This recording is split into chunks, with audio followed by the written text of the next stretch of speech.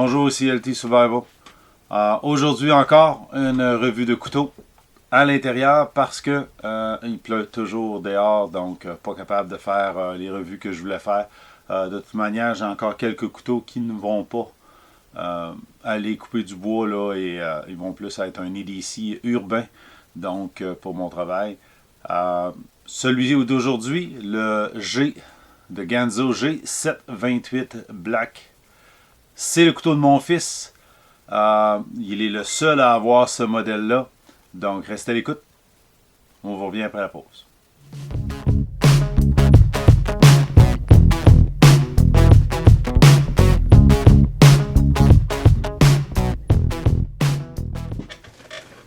On est de retour.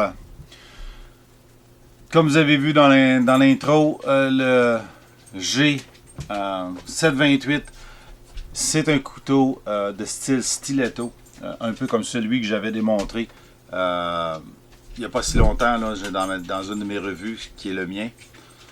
Celui-ci, je l'ai offert à mon fils et on a eu une petite surprise quand on a ouvert la boîte. Parce que, vous savez, les descriptions chez Ganzo, des fois, c'est pas le meilleur anglais nécessairement. Donc, savoir si le couteau est automatique, semi-automatique ou à flipper, c'est pas toujours évident. Celui-ci a un bon flipper ici.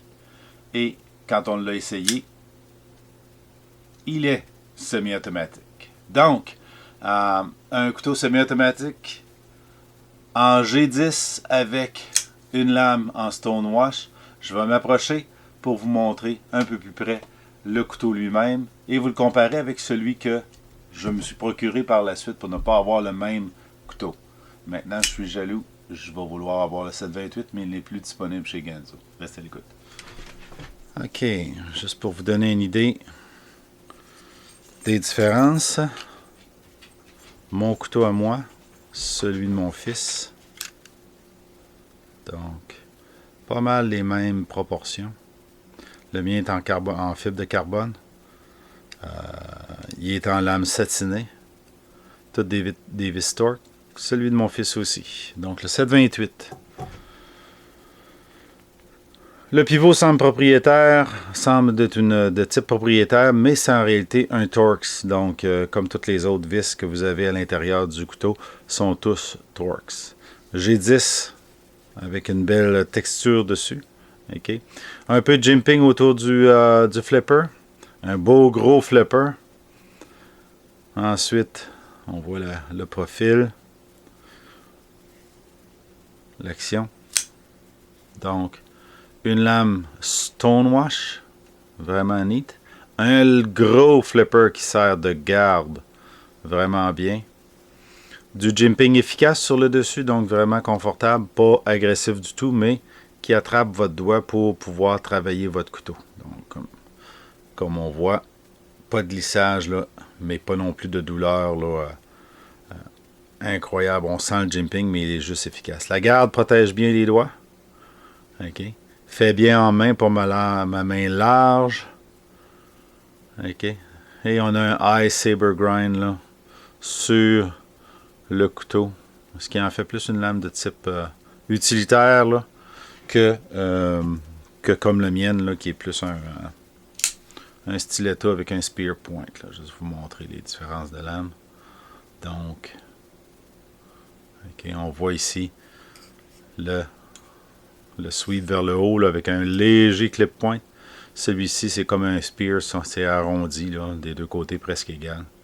Donc, deux modèles bien différents. Deux modèles stiletto. OK.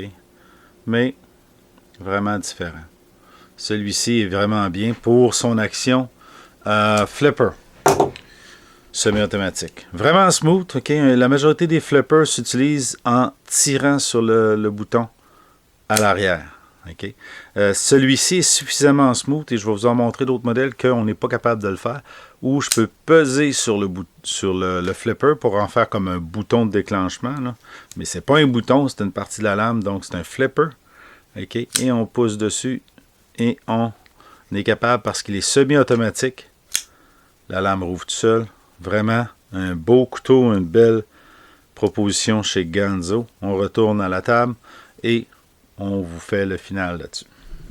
Comme je vous disais, vraiment un bel offering là, au niveau de Ganzo pour le couteau semi-automatique. C'est un des rares modèles qui est semi-automatique. J'en ai pas vu d'autres, beaucoup, qui le sont. Donc, vraiment, un modèle. J'en suis un peu jaloux de mon fils d'avoir choisi ce modèle-là et que moi, je m'en suis pas commandé un.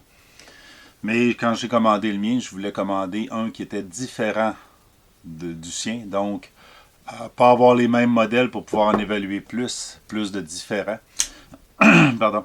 Et puis, vraiment, là, un beau petit modèle, bien fini. Quand il va redevenir disponible chez GearBest, c'est sûr que je vais me réessayer à en avoir un.